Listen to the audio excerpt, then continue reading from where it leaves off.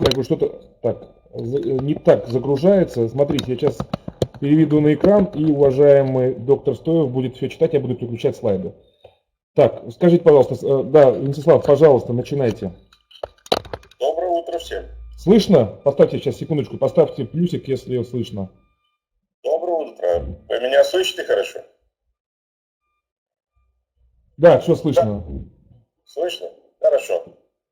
Здравствуйте, дорогие коллеги. Для меня большая честь быть снова с вами и показать вам некоторые разные вещи, которые продолжим через неделю в Москве. И это является оперативная диагностика личности пациента. Что это представляет? И в сущности, какая же польза от этого?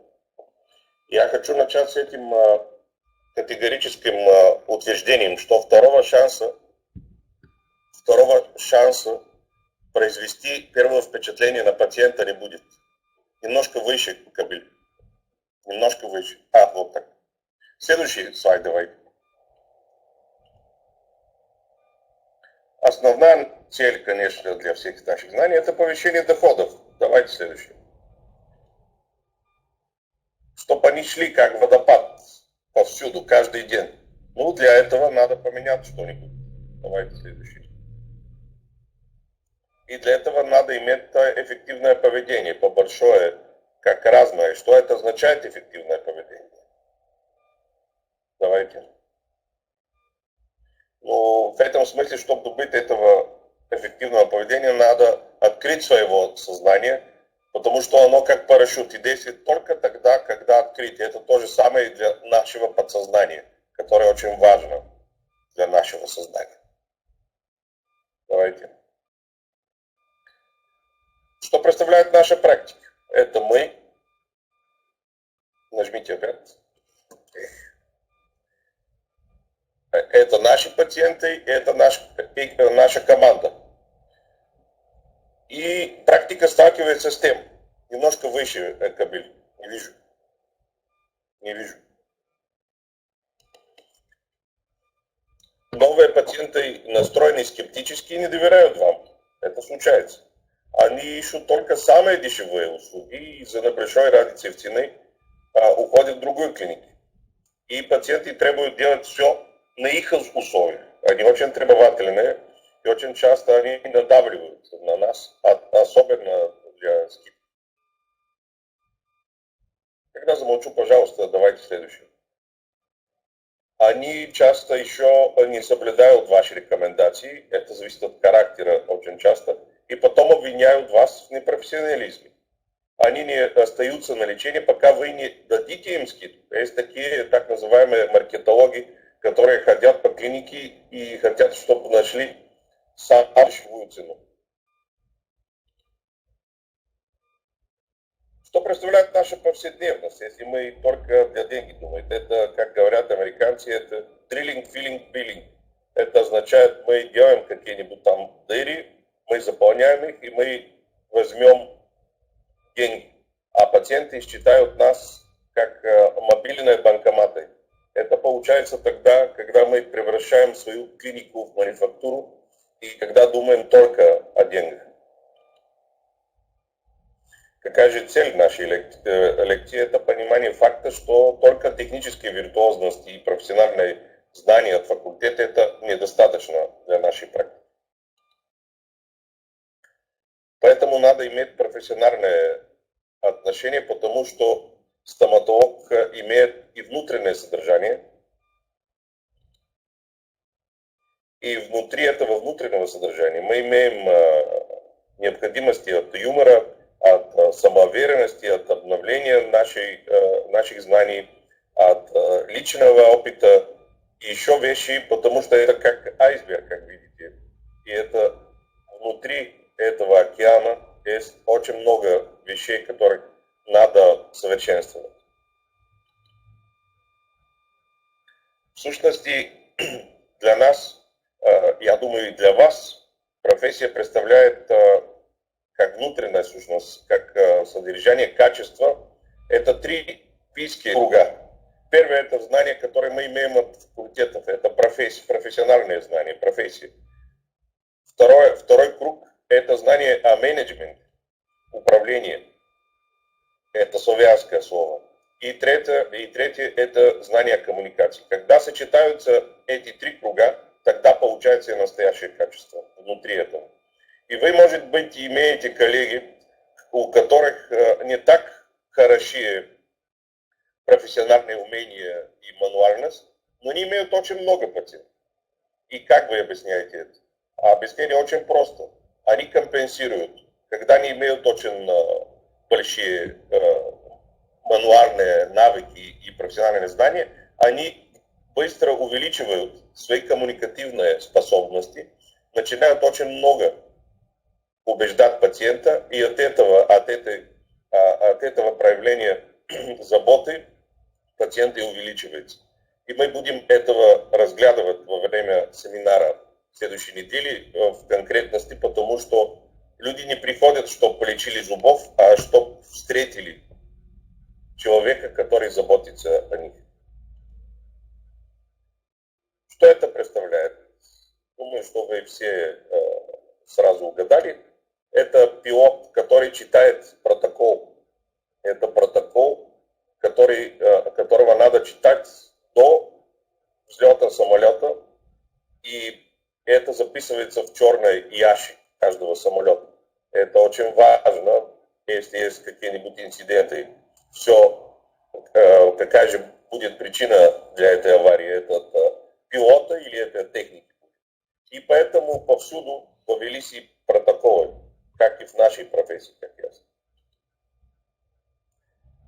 Какой же протокол делаем в этой лекции? Что влияет на первое впечатление пациента и как создать позитивный настрой на лечение?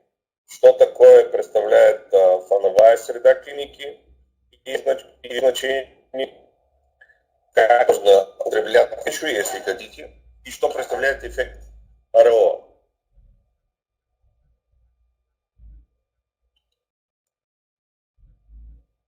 Надо подумать от того, от чего зависит успешный первый наш контакт. И как видит стоматолога пациент, и как может он нам доверять или не доверять. Немножко выше не вижу. Камиль, пожалуйста. Вот. Надо иметь в виду, и какая же магия первого слова, потому что первое впечатление первого слова это очень важная вещь для контакта. Есть очень важная формула. Я предлагаю вам, чтобы записали ее, чтобы знали ее.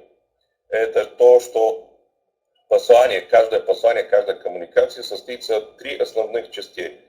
Альберт Мехрабин придумал этого в 1967 году прошлого века. И это уже классика считается. Это означает, что в каждой коммуникации мы имеем 7% это содержание коммуникации. Это слова, которые мы употребляем. 38% это интонация. И 55% это выражение лица, язык тела. Это невербальная коммуникация. Поэтому очень просто иметь только коммуникацию по скайпу или на смс-ки, а еще лучше, когда говорим по телефону, это очень важно, как мы говорим по телефону, поэтому мы будем говорить на курсе относно телефонного протокола, потому что оказалось, что есть исследования даже и для России, которые доказывают, что 45% от всех позвонивших людей не приходят в клиники, и от этого оказалось, что в России теряются 400 миллионов рублей только в стоматологии, только от нереализированных телефонных звонков. А что говорит относно выражения лиц? Надо же иметь в виду еще другое, что 70% это исследовали психологи, всех наших усилий в коммуникации или ошибочно поняты, или интерпретированы, или отвергнуты, или не понравились, или искажены как смысл, или не услышаны. И если мы сейчас вместе в каком-нибудь зале, я спрошу вас, можете ли вы мне сказать имя этого человека, которого упомянул 5 минут до этого? Не думаю, что все успеют сказать это имя. И это потому, что это кратковременная память и долговременная память имеют разные содержания. А краткосрочная эта краткосрочная память продолжается на 7 секунд. И от этого потом и получаются разные искажения. Давайте. А как видит нас пациент? Вот так видит. Как мобильный банкомат, и как человек, который делает коллекцию экстрахированных зубов. Очень часто это получается. Потому что говорим о первое впечатление, оперативная диагностика личности, надо же впервые задуматься над тем, когда же проходит первая встреча. Потому что мы не вместе, иначе я задаваю этого вопроса каждому участнику лекции. Но первая встреча можно разделить на две части. Это заочный контакт и есть директный контакт. Заочный контакт — это все возможности информации для вас. Это означает от визитки, это означает от интернета, это означает от слова других пациентов. Это означает какая-нибудь информация от журналов, от рекламы или что-нибудь другое. Это заочный, все это заочный контакт. Но есть и первый заочный директный контакт. И это является практически, может быть, впервые может это быть Skype, может быть это email. А вторая часть это от заочного директного контакта, это телефон. И для этого есть специальное обучение, это не только в стоматологии, это повсюду в бизнесе, это очень полезно. И потом приходит первый директный контакт, он проходит в кабинет, как ясно, и это очень важно организировать этого, потому что каждого пациента надо принять как VIP-человек, и от этого зависят наши доходы. И как проходит этот первый контакт, все зависит от нашей организации, от наших знаний. Вот приходит пациент, например, и когда входит, он сразу, у него начинают работать все сетева. Это запах, это все, что видит, это все, что встречает, это все, что ощущает в этот момент.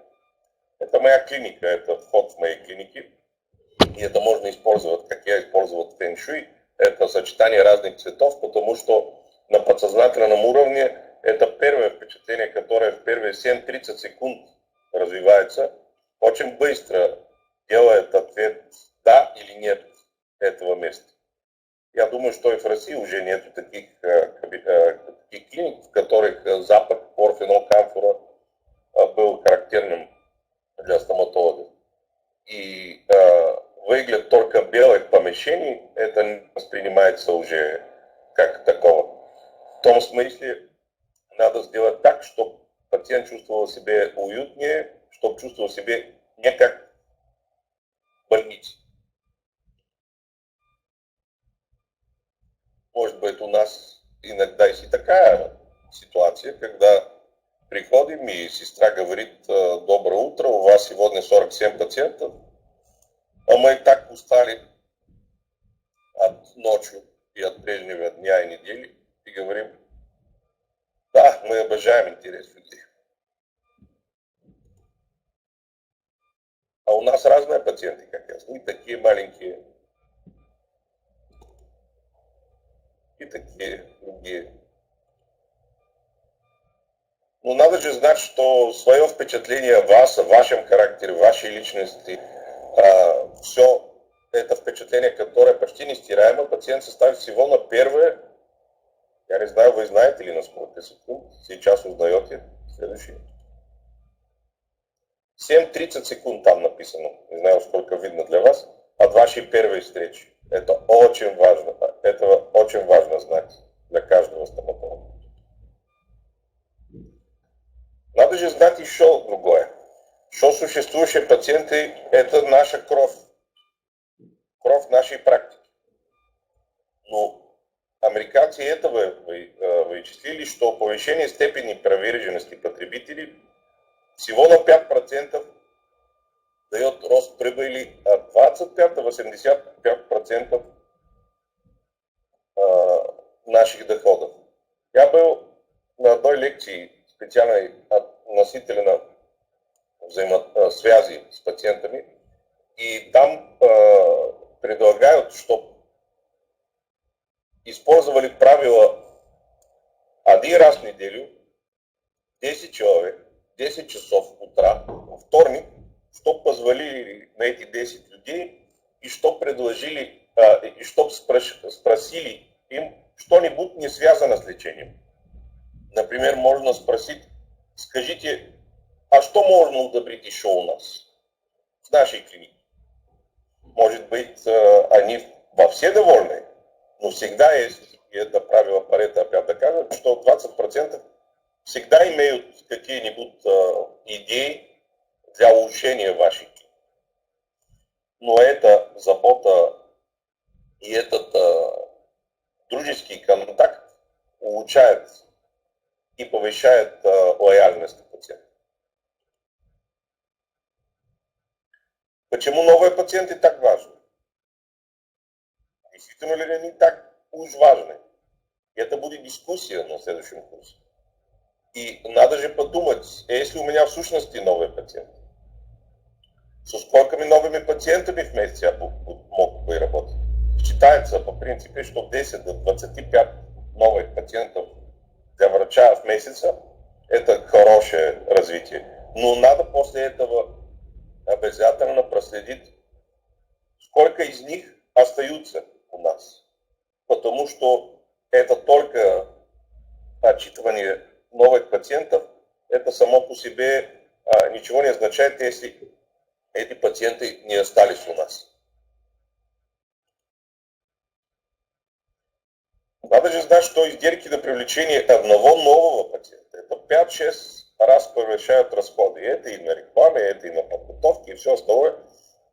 Это больше расходы, чем повышение лояльности на наши старые пациенты. Ну, также надо иметь в виду, что новые пациенты это как витамины, и они очень необходимы для нашей практики. И от этого можно понять, развивается или не развивается наша практика. Другое, что влияет на наше первое впечатление пациента? От того, как нас видят пациенты, это определяет и наш успех на рынке. Есть так называемая теория атрибуции. Атрибуция это означает какой-нибудь предмет или какое-нибудь действие, которое связано с конкретным объектом. Как атрибут военных это униформа, но иногда есть и другие такие атрибуты. Атрибуты это галстук и другие подобные. Но у пациентов есть атрибут очень часто, и они ассоциируют вас с одним понятием.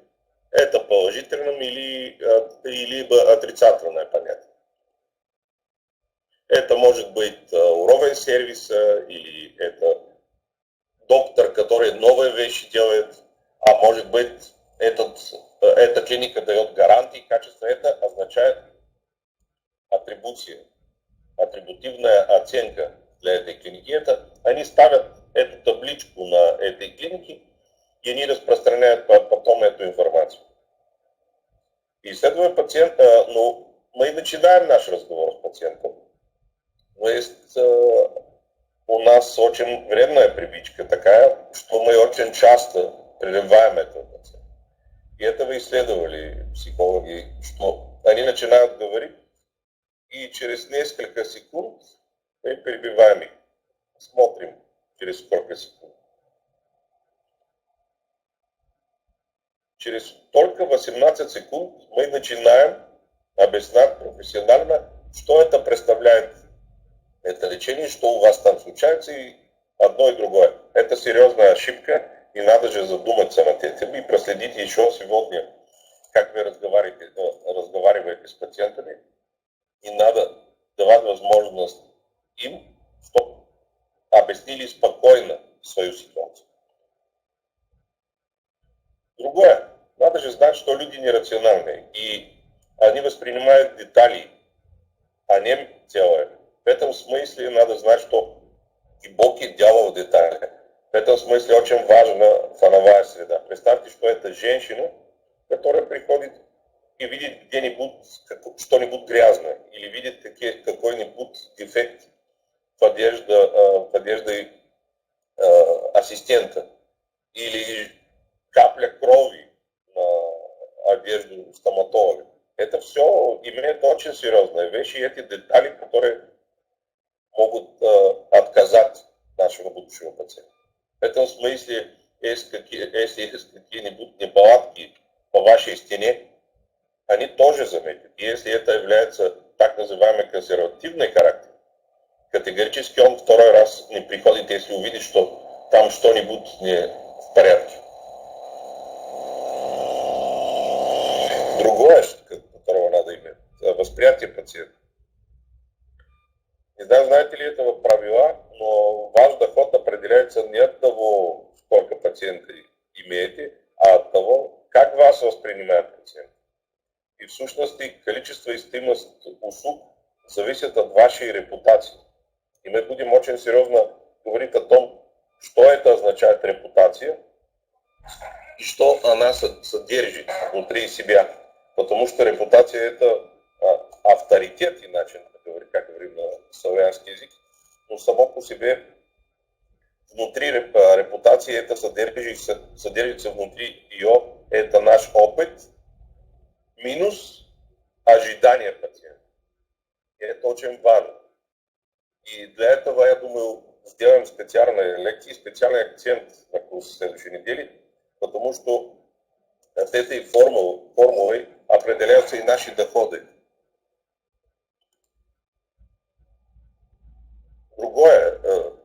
Другие уроки. Надо же знать, что люди не рассуждают.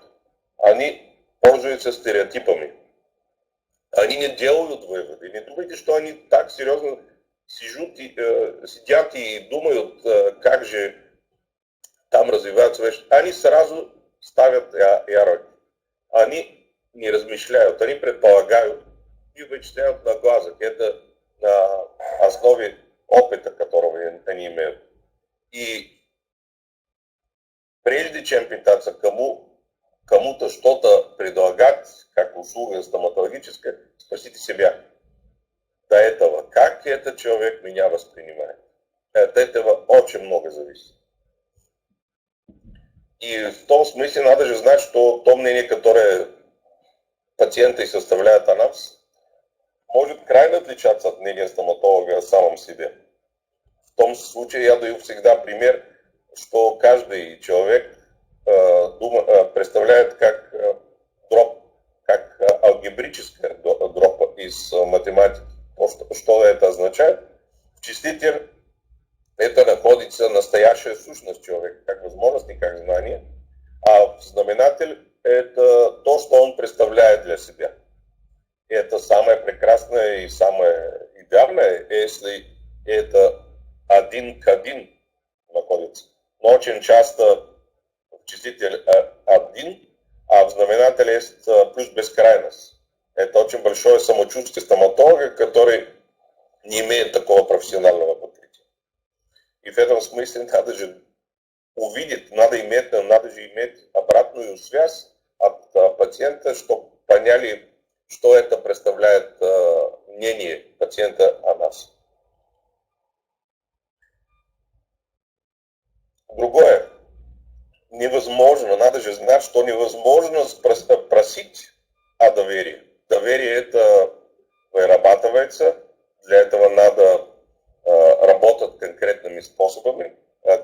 И в этом смысле надо же знать, что лечение для незначительной части людей принимается как необходимость. Это означает для спешных случаев, для более интеллигентных пациентов. Иначе еще, можно сказать, здравная культура, или как называется, здравная интеллигентность не на таком уровне, что пациенты думают, что это очень необходимое стоматологическое лечение.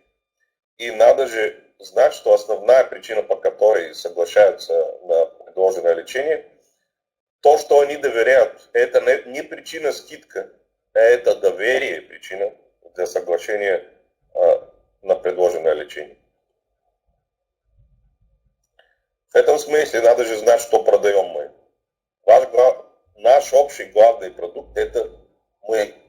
Это продается отношение, и люди покупают нас целиком. Это мы не продаем пломбу нижнего, шестого, правого, а мы продаем себе вместе с этой пломбой, вместе с нашими ассистентами, вместе с нашими зубными техниками, это вместе с нашей фоновой средой целиком.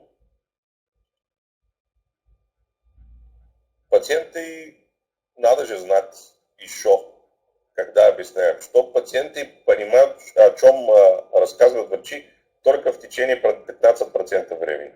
Это есть разные объяснения для этого, потому что есть разная компетентность пациентов, есть разная компетентность врачей, есть разные характеры пациентов, есть разная ангажированность относительно внимания этих пациентов. И в этом смысле надо же знать, что не все время они все понимают. Как и вы сейчас, когда слышите эту лекцию, это невозможно все воспринимать как полная информация. Это часть от этой информации воспринимается, это нормальное качество мозга. Внимание. Другое, которое надо знать. 40% от времени разговора они не получают всей необходимой информации, потому что у них одни ожидания, у нас другие представления. И от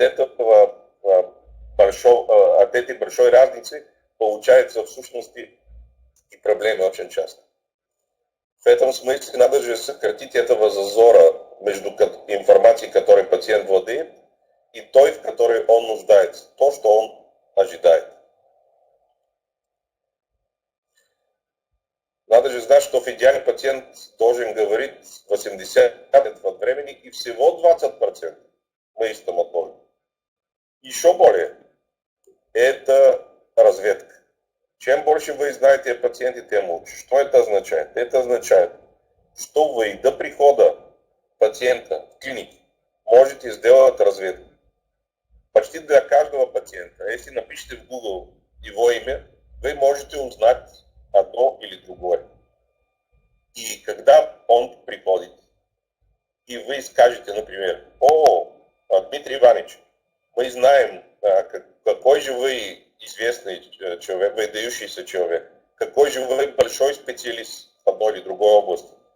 Каждый человек любит, когда знают о него. Попробуйте этого еще сегодня, и вы увидите очень интересные результаты.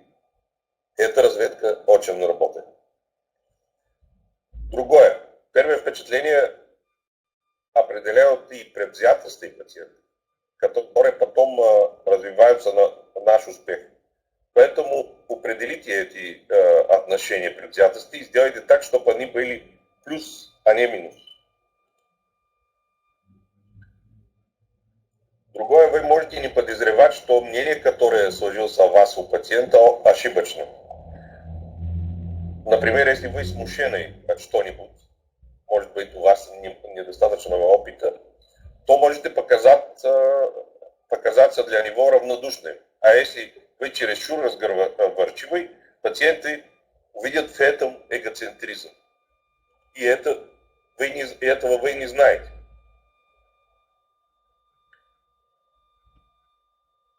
При восприятии надо же придавать первоначальной информации очень большое значение, чем после этих 30 секунд, как говорили. И если при первой встрече вы проявите такой большой интерес, они решат, что вы общительный, обаятельный, и позднее, если вы будете в другие обстоятельства, они простят у вас смущение, которое вы проявите. Но если вы развиваете какую-нибудь негативную информацию, и негативное впечатление получается от этого первого впечатления, потом преодолеть его очень трудно. И если вы сделали впечатление замкнутого человека, впоследствии люди будут очень склонны недооценивать или не замечать вашей привлекательности, теплоты, ваши старания, которые вы проявляете. И надо же знать, что чтобы изменить одно негативное первое впечатление, необходимо вытеснить этого многими, очень многими позитивными. 1 к 10.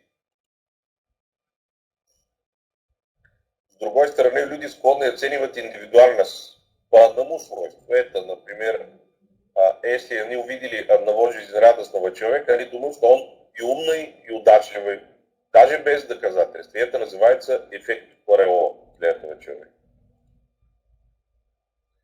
И если мы учитываем, что при первой встрече люди принимают этот фрагмент за 100% нашей личности, мы будем еще более ответственно относимся к информации, которую в этот первый момент мы представляем новым пациентам.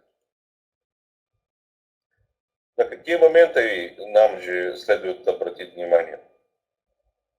Если это первое, как мы себя чувствуем во время разговора. Ну и до этого, то прихождение первого пациента надо же определить наше внутреннее состояние. Может быть, у нас была тяжелая операция для этого пациента, нового пациента. Может быть, что-нибудь другое, может быть, что-нибудь дома. Нам же надо приготовиться для этого нового пациента. В этом смысле каждый новый пациент – это специальная встреча. Это это подобно моменту, когда мы предлагаем своего партнера: ты будешь жениться на меня или не будешь? И нам очень хочется, чтобы он сказал да. Задумайтесь над этой метафорой. И когда мы познакомимся, мы осознанно или неосознанно отмечаем, какие наши чувства. Комфортно ли нам, спокойно ли мы, сколько мы волнуемся от этого нового пациента. Иногда есть так называемый страх от авторитета. Это министр, например, приходит в ваш кабинет, и у вас какой-нибудь там страх возникает. Это называется страх от авторитета. Это еще от отца возникает. И у вас начинают дрожать руки от этого страха. Поэтому надо приготовиться для этого. И надо проверить на зеркало, как вы выглядите в этом момент.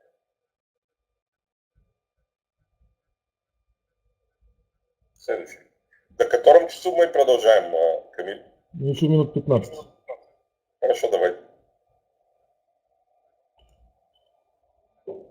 Что нас объединяет?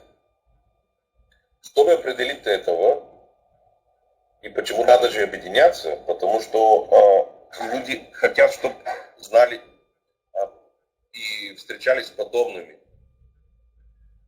Надо попробовать нащупать наши точки соприкосновения. Это сходный интерес.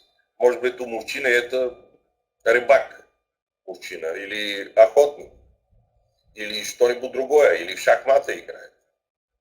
Поэтому разведка очень важна. Или другие аспекты жизненного опыта. Может быть, мы ровесники с этим пациентом. Или может быть, если эти женщины, стоматолог, женщина, там у парфюмов есть общие интересы, и еще другие очень много. Потому что мы чувствуем себя более комфортно с людьми, подобными нам. И это еще от древней истории человека, когда мы возникли. Мы искали и находили люди, которые подобные. И от этого возникает так называемое подсознательное доверие. Потому что есть и сознательное, есть и подсознательное доверие. И людям нравится и внушает доверие то, с чем они знакомы. Надо же знать и послать пациентам сигнал о том, что вы такой же, как и они. Мы не выше пациента. Мы равны, если могу так сказать. И мы как команда, в команде, как ясно, входим мы вместе с ассистентом, зубные техники, там люди, которые работают на рецепции, но пациент – это центр вселенной. И надо же знать, что люди, которым у вас понравилось, тратят на 20% больше. Я делал этого эксперимента много раз. И если убедился, что есть доверие, когда мы повышаем цену, нету никакой реакции, если есть доверие. И этого американцы давным-давно установили. Поэтому надо же знать, что, я опять говорю, второго шанса произвести первое впечатление больше не будет. Это только раз, как возможность. Венские психологи установили, что близкие друзья и лютые враги обладают теми же качествами, что и мы сами. Что это означает? Вы сами имеете, может быть, опыт, когда входит пациент, и вы чувствуете этого человека как от прошлой жизни. Вы этого встречали. А есть и другие, для которых вы думаете, пусть этот не входил никогда в этот кабинет, в этой клинике. И если они нам нравятся, тогда качества совпадают по направленности. Но если они нам не нравятся, тогда они несут взаимоисключающий характер. Мы имеем все качества, всем людям, но им мы не признаемся. Давайте. Например, если вы эмоциональный человек, впечатлительный, это вызовет у вас симпатию, а холодный человек у вас делает впечатление безразличия. Но если вы анализируете, почему эти качества делают у вас такое мнение, вы так можете изучать себя. Каждый пациент является урок. Каждый пациент учебник, можно сказать. И от каждого пациента можно научить очень много. Особенно для себя. И мы будем этого делать как практические упражнения во время практического курса в следующей неделе в Москве. В этом смысле надо же знать, что доходы напрямую зависят от качества взаимосвязи. И пациент хочет лечиться там, где он будет ощущать заботу о своем здоровье в целом, а не только о зубах. И продается именно отношение к пациенту.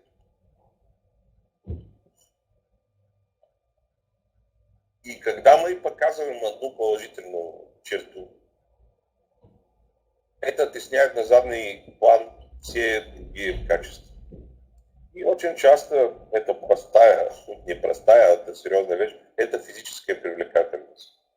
Часто очень является такой чертой. Если мы выглядим хорошо, выглядим дружелюбно, если мы улыбаемся, тогда развивается этот гала-эффект. Немножко другое. Психология и экономика вместе. Может быть, вы знаете этого закона Вильфреда Парето, экономиста из Италии, 80-20 соотношение. Но это в психологии это означает, что 80% ценности наших взаимоотношений заключено в 20%. Это означает, что мы, может быть, знаем 100 человек, но только 20 человек имеют очень большую важность для нас. А еще есть вывод. 80% ценности наших близких взаимоотношений заключено в тех 20% отношений, что были сформированы первыми. Понимаете, сейчас какое еще более большое значение имеют эти первые впечатления. И этим 20% взаимоотношений, которые имеют для нас 80% ценностей, мы отдаем гораздо менее 80% своего времени и внимания. Простой пример. Задумайтесь, сколько времени остается для нашей семьи, для наших детей, для наших самых ценных людей. Другое, как вывод. Во взаимоотношениях с пациентами надо стремиться к качеству, а не к количеству. Потому что они не могут оценивать, например, художественную реставрацию. Вы знаете, что стоматологические пациенты оценивают, это удобно, это эстетично и это не болит. А качество можно определить, может быть, другой коллега или коллеги, эксперты. Но сама по себе для пациента это означает качество. В этом смысле надо же иметь в виду и число эмоционально стимулирующих и важных связей, которые мы имеем. И этого делали как исследования в Америке, в один институт. И это доказалось, что у нас это Робин Дунбар сделал, и он установил, например, что каждый из нас имеет так называемый внутренний круг. И этот внутренний круг это не более чем 7 человек. Средний круг это 49 человек, 50 не больше. Если это более чем 150 человек, тогда уже есть необходимость в полиции. И это называется теория собственной деревни. И в том смысле, если это переводить на языке профессии, это можно определить своих виповских пациентов, можно определить своих друзей и самых близких людей, с которыми можно делать скидки или где там особые экстры. Но это от теории собственной деревни. Следующее. Другое. Как же построиться к пациенту? Запомните, предлагаю запомнить, чтобы не употребляли слово «я». Как уже упомянули, мы являемся командой. И поэтому надо употреблять «мы» и «нам». Как думаете, что мы с вами можем ожидать после этого лечения, например? Это создает у пациента на подсознательном уровне ощущение единства. Это очень полезно для практики. Немножко невербальное. Если видим подъем головы и взгляд вверх, это означает подождите минутку и подумаю. Будем разглядывать в следующей неделе, что это означает взгляд вверх налево, вверх направо. Это ТНЛП, как знаете. Но от невербальной коммуникации еще, если видите опускание головы, насупленные брови, это означает не понял, повторите. Надо же наблюдать за эти сигналы. Улыбка и легкий наклон, вы видите, что это означает. Мы можем тоже кивать головой, и это означает обратная связь для пациента. Например, долгий, неподвижный взгляд в глаза врачу.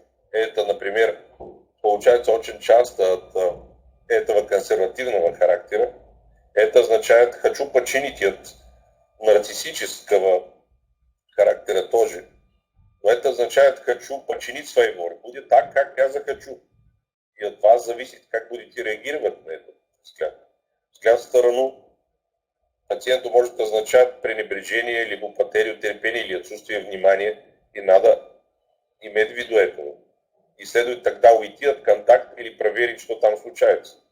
Когда видите, что пациент смотрит в пол, это очень часто означает страх или желание закончить разговор. Ну, надо спросить, что это означает. Есть так называемые 6 секретов молчания стоматолога. Мы молчим. И первое, это означает оценка. Я не оцениваю слова, я просто стараюсь понять, что это говорит. Второе, это проблема. Я пробую сформулировать про себя проблему пациента. Третье, это рапорт. Мы настраиваемся на его темп речи, поэтому мы молчим, чтобы понять, какой же темп надо употреблять для этого человека. И для этого надо упражняться. Четвертое, это смысл. Это обратная связь. И мы говорим, правильно ли я понял, что. Это обратная связь очень важна. Пятый секрет молчания стоматолога. Тело. Я буду следить за его телом. Как он дышит, как он держится, какая же поза он занят. И шестое, это уточняющие вопросы, которые мы выдумаем. И это мы будем разглядывать это подход падающая стрела, перефразирование и другие подобные, которые иногда решают успех финансового и лечебного плана. Уважаемый Венцеслав, у нас 5 минут осталось, здесь еще есть вопросы, чтобы успеть Я ответить на предлагаю, них. чтобы ответили на вопросы, да? Хорошо. Да, дело в том, что, доктора уважаемые, вы можете записаться на курс Вячеслава Устоева. На следующей неделе будет его курс в Москве и более подробно всю информацию узнать. Сейчас вопросы. Вопрос первый. Скажите, доктор, первое знакомство с пациентом вы начинаете сразу в кресле или общаетесь за столом? Возможно, у вас в клинике есть специальная комната для общения с первичным пациентом? Зависит от клиники. У меня специально этот разговор до вхождения есть еще разговор, но этот разговор ведет рецепционист, как ясно. Это предварительная информация. Потом первый разговор от меня со мной, это проходит в кабинет, но это не на кресло. Это мы сидим на 90 градусов один до другой, и я думаю, что это обязательно, и это хорошо, чтобы не делали на кресло сразу. На кресло после этого первого разговора. Сразу возникает вопрос, а если это спешный случай? Конечно, если такие, тогда это несколько вопросов. Пожалуйста, садитесь, скажите, что у вас там происходит. Но это до кресла, чтобы мы ориентировались, что этот человек представляет за личность. Один-два немножко, не более чем 3 вопроса, и потом на кресло. Если у этого абсцесс или что-нибудь другое. Но всегда есть какой-нибудь разговор до кресла. Следующий вопрос. Стоит ли делить пациентов на VIP или не VIP? Это очень хороший вопрос. Я бы сказал, это обучение, которое мы делаем, чтобы каждый пациент был воспринят как VIP-пациент. Я думаю, что каждый человек заслуживает это. Как вы считаете, сколько по времени должна длиться первичная консультация? Наиболее комфортное время? Зависит от пациента. Зависит от пациента. Это не могу сказать ровно 5 минут или 10 минут. Нет. Все зависит от пациента и от проблемы пациента. От индивидуальности. От индивидуальности от проблемы пациента. Уточняю. Хорошо, сколько вы проводите?